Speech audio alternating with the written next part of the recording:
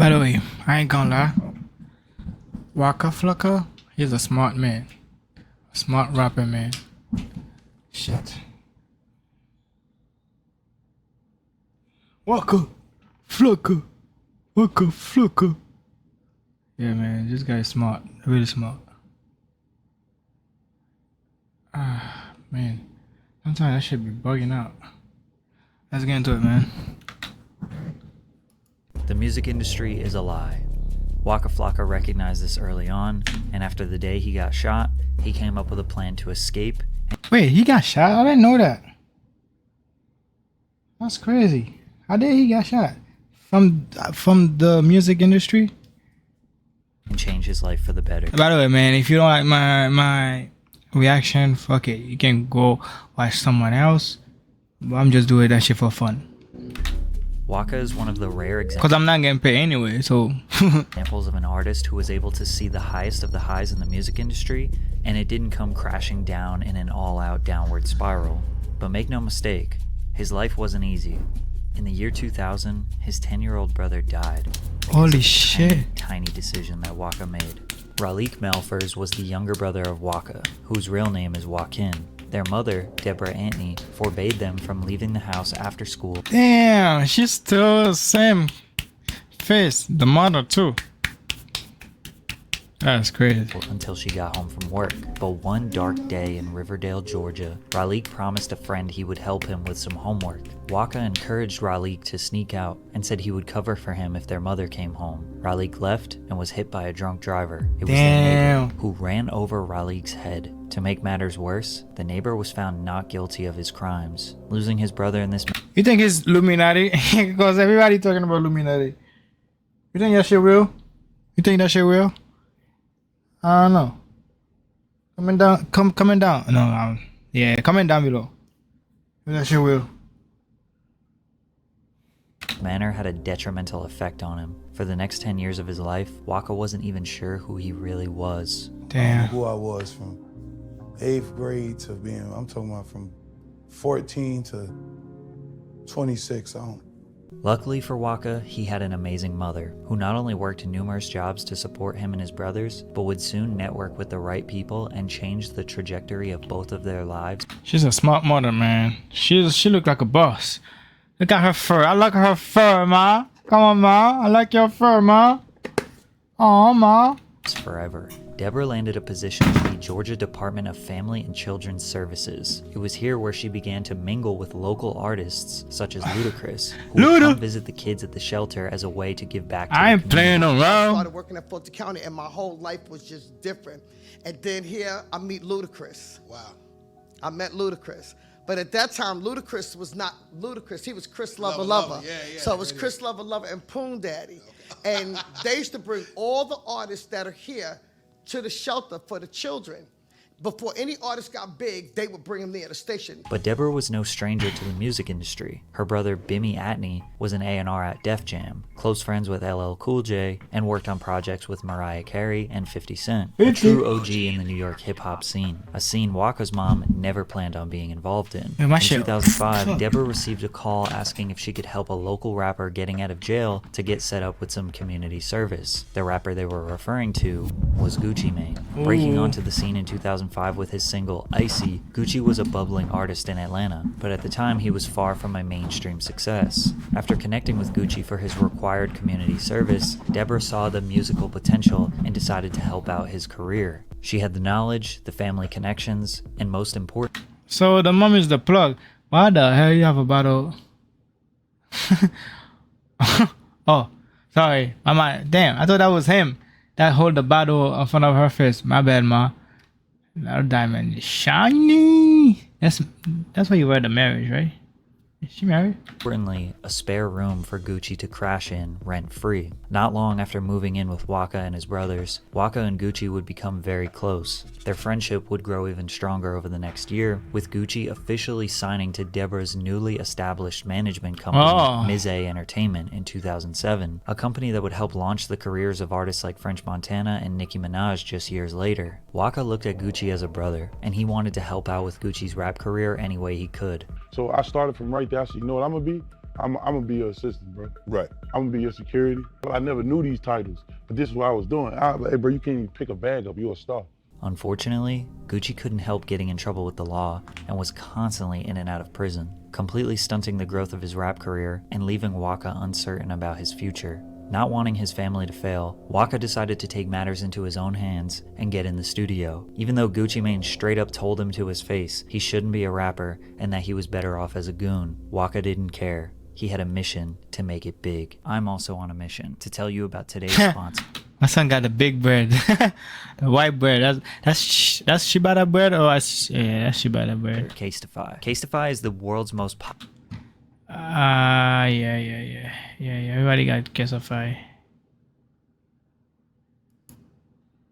more to choose from. Go to casetify.com/PatrickC released his debut mixtape titled Salute Me or Shoot Me. 23 songs of aggressive, in-your-face trap music featuring the likes of Soulja Boy, his older brother Huda Kid, and a verse from Gucci himself. Managed by his mother, he would also join Gucci's first independent label called So Icy Entertainment. Releasing numerous mixtapes in 2009, his buzz was growing quickly, but his true breakthrough would come the following year with his debut studio album, Flocka. Damn it. This album had hit songs like Oh Let's Do It, which peaked at number 62 on the Billboard Hot 100, and No Hands featuring Wale, which peaked at number 13. An absolute smash success for a rapper who was only in the game for just over a year. Flocka is an album that many people point to for inspiring a large part of the mainstream trap sound, but before Waka could really enjoy this newfound fame and money, he was hit with a reality check like none other.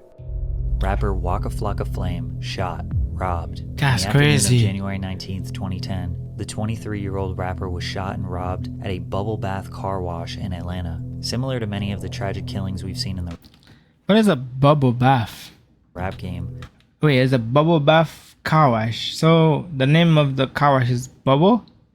the robber targeted Waka for his jewelry. Fortunately for Waka, That's though, a- he made it out of this robbery alive. With only one gunshot wound to the arm, that day would end up being a major turning point for him, sparking him to reflect and question this so-called glamorous rapper lifestyle. Like, I feel like that was a lesson from God. You know what I mean? Because at the time, I was just like the most evilest person on the planet. Like, my mind was just devious, you know what I'm saying? I was just promoting all the craziest in life. And I felt like God had to stop me because I had a whole year and a half of my life just in fast forward. You know what I'm saying? Like, Right. So at that point in my life, I was slowed down. I realized who I am, what I was, and what I'm doing. When I got shot, my leader ain't called me. He ain't called me and said, yo, you okay? You know what I'm saying? That was Warner Brother. Guess what this man said? Yo, can you record? I'm like, what? Man, they He don't care. Damn. That's crazy. fought after I got shot. I never in my life trust labels. Because you money to it. Oh. You see? Same way as work. Once you die, they replace you right away. There's a guy that died, passed away a few weeks. Oh, yeah, he died last Friday. And then they would replace him so quick. It's like nothing happened. Like, that's crazy. You see? You just gotta make your money, you know, clock in, make your money and clock out and get out. That's it, man. No, don't do no bullshit, man. Don't be friends with them at all, too, cause all of them are hypocrites. Even the coworker too. You ain't no artist. You a golden ticket. Until your ticket rub off and the color go away, they gonna stick around. As soon as your ass to them even feel like they can't make no money, they ain't worrying about you. After recovering, gaining a new outlook on life, and having tons of success with his debut studio album, everything appeared to be going great for Waka. But behind the scenes, cracks were starting to form. A cautionary tale of why you should never mix business with family. In May of 2010, Gucci Mane and That's true. That's why if I'm making my YouTube, I'm not gonna give no family member to be a manager. Nah. Cause they will want everything. I prefer doing my own manager. I don't know. I can handle that shit by myself. I think that's nothing. No. For right now. But if it's more complicated, I do a manager outside. I'm not doing ni friends, ni family, cause they're all the same. They will not treat you like a boss. They will disrespect you. They will think you are friends, you know. They say whatever. They will do whatever they want. announced from jail that he was leaving his label So Icy Entertainment and cutting ties with Mize Entertainment, no longer to be managed by Waka's mom. Allegedly, Mize was booking Gucci for shows across the country without disclosing that he was headed to jail, and also illegally selling Gucci Mane verses, which resulted in several federal lawsuits, which led Gucci to saying the following: "I'm taking control of all my business properties and keeping the focus on my career, my music, and my artists. All the pieces to the puzzle are finally in place, and once I get home, it's Gucci time." Gucci Mane would then become the president and CEO of Brick Squad 1017 Records, an imprint of Warner Records, the label that Waka Flocka would sign to as well, making him one of the first artists on Brick Squad. Although Waka was still managed by his mother, this whole situation would kickstart the eventual demise of their friendship. After riding the momentum of Flockavelli into 2011 and releasing a collaborative mixtape with Gucci Mane called Ferrari Boys on August 9th of that year, Waka would start his own label under 1017 Records called Brick Squad Monopoly. He was on top of the world. He had another single in rotation, Round of Applause featuring Drake, and Waka was a mainstream star. But just as he was reaching his peak success, he was hit with another tragedy. Waka's best friend and fellow 1017 rapper Slim Duncan was shot and killed. On December 16th, 2011, That's crazy. Slim was at Star Studios I know nothing about them, man. That's crazy. Thank you, Patrick CC. in Atlanta. The whole 1017 family was there because Gucci Mane had a video shoot scheduled. At some point, Slim got into a verbal altercation with Young Vito, another ATL rapper, which ended in Vito taking a shot at Slim's stomach. He was rushed to the hospital and later died. Waka tweeted, "Wish it was me. My right hand is gone." Waka was devastated. First he was shot, now his best friend was taken out. That's he blamed crazy. himself for the incident. How did Slim Duncan's death affect you? I mean, I'm sure it's still affecting you now, but I don't accept it. I don't accept it. Period. like as far as like you don't feel like he's gone, Yep. I don't accept it. keep his number in your phone, and Don't accept it. Can't accept it. do you feel like justice has been served, being that the guy that did it is I arrested? hope he win. Hope he free. Hope he get free. Straight up. You better hope he doesn't.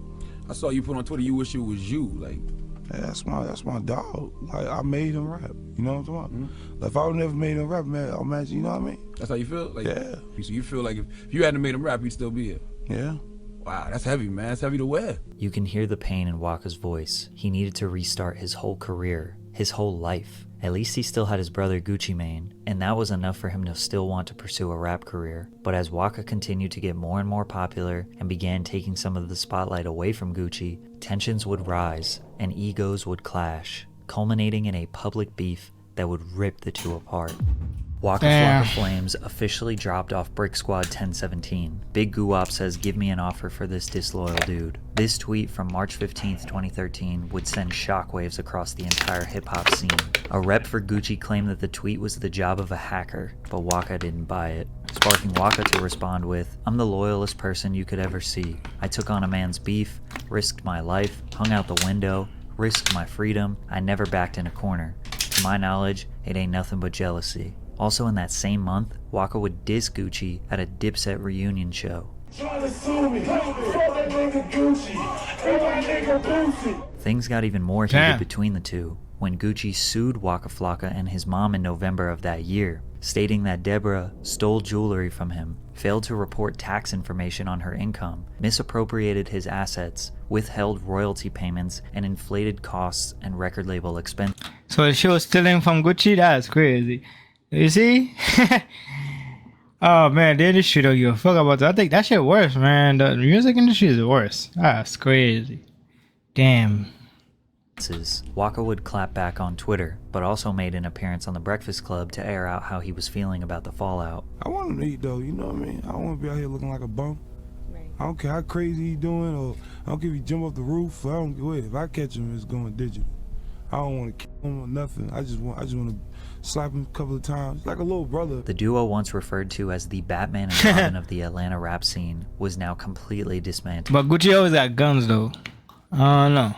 If you up to it for fighting, I don't know. Plus, it didn't help that fans were taking Gucci's side, since they all thought the only reason Waka was popular was because of Gucci's fame. And just when things couldn't seem to get any worse, Waka was struck with another family tragedy. That's Rapper crazy. Waka Flocka Flame's younger brother, K.O. Red, dies from apparent self-delete. On December 29th, Oh, 2013, Waka would lose another younger brother. KO was an artist, just like Waka, trying to make a name for himself in the rap game. The two of them had music together, performed together, and were extremely close. There was a lot of pressure being the younger brother of Waka Flocka Flame, and sadly KO was also losing his eyesight. The night KO expired, he had attempted to reach out to his big bro, but now fallen back into his fast-paced lifestyle, Waka did not answer the call, making him wonder if anything would have been different if he had just stopped for a second and picked up the phone. Seen him call.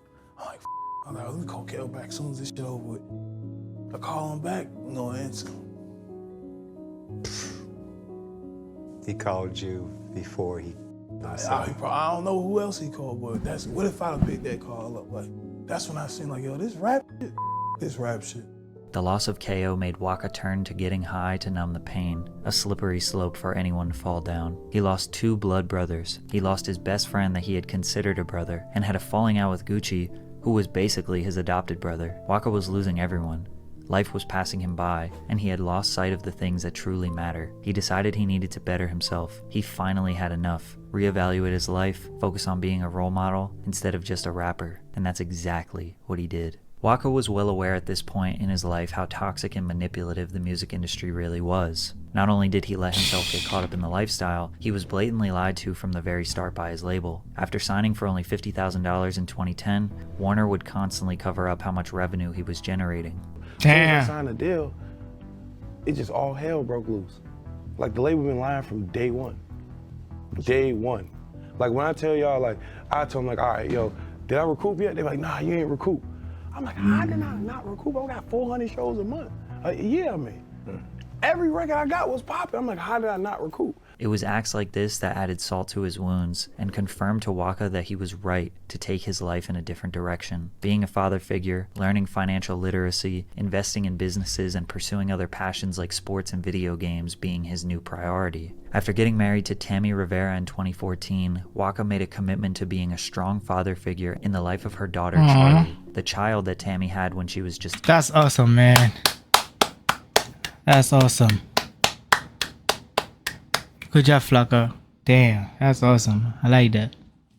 a teenager. Although Charlie isn't his biological daughter, that didn't matter. The two built a special... Wait, what? Oh man, come on.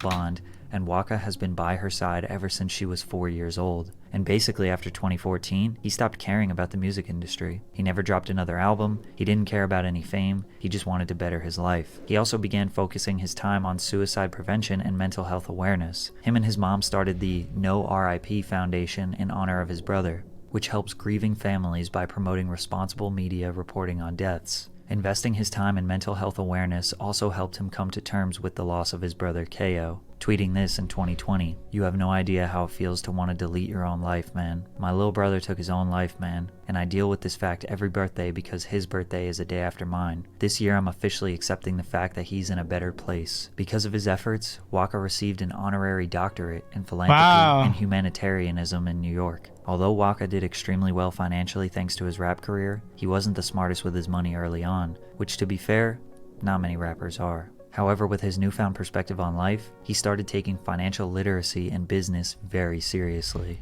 It's easy. Once I learned the credit game, it was over. Game was over.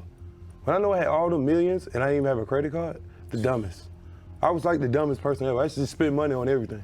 Man, please. Yeah. Please. I'm going to open up an insurance, put $2-3 million in my insurance, and borrow from that and put it back in. Get your credit right. Clean your credit up.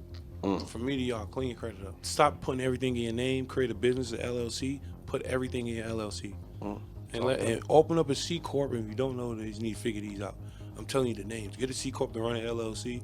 If you want to make it even deeper, go get a trust fund and run a corp that runs the LLC. You want to get even deeper, own 2 trust funds for your business and your person to run that trust that runs all the business. It can get deep, my guy. He didn't totally stay out of entertainment, though. He was able to land a pretty You successful... see, I'm gonna start opening my LLC. That's crazy.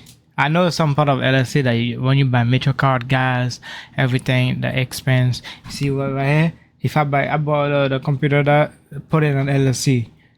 Boom. reality show on WeTV called Waka and Tammy, What the Flocka, which definitely had its downsides, but at least he was able to get money while spending time with his family. we probably won't get another Waka Flocka album. And if we're lucky, maybe a single here and there, but that's okay. These days he spends his time playing old school video games, building his farm, feeding his cows, investing in cryptocurrency, philanthropy, and living life to the fullest. Whenever he does speak or post on social media, it's to try to get you to learn from him and try to better your life. Waka didn't get stuck in the music industry trap. He made millions of dollars. Yo, my body gonna be like that. Hold up. To speak or post on social media, it's to try to I'm get gonna you show to you, I'm gonna show learn you. from him and try to better your life. Waka Just like that. Tattoo. But I'm not gonna do stomach though, because I'm trying to leave my six pack. After that, everywhere. Everywhere. Not faces though, no face, but neck or for sure. didn't get stuck in the music industry trap. He made millions of dollars from music, but at the expense of losing loved ones. Most people would continue the rat race, drugs, partying, and pursuing a career filled with depression and satisfying others for $1. But Waka, he quit and took his life into his own hands. Funny thing is, he's richer now than he was before, and he's happier. So why would he ever go back to music? Exactly. You see? Investment. When you invest your money, that should work. That's good, man. I like that. I'm about to open an LLC. And trust fund. What else? I gotta watch his interview. So I can learn more. I know my credit is good. Anyway, 760. Yeah, man. I don't owe no debt. The only debt that I owe is like pay the bill, and then on my credit card I need to pay it right away. That's it. After that, I don't owe like you gotta pay interest every time you pay. You still gotta pay the other interest. Nah, not me. But anyway, guys, I'm out. 2 + 2 = 10. Let's get it, man. No, 2 + 2 = 6. If you don't fuck with me, it's cool. But someone gonna fuck me. You don't fuck with me, it's cool. But someone gonna fuck with me anyway. What the fuck did I just say? What? Hey, yo. Pause. Come on, man.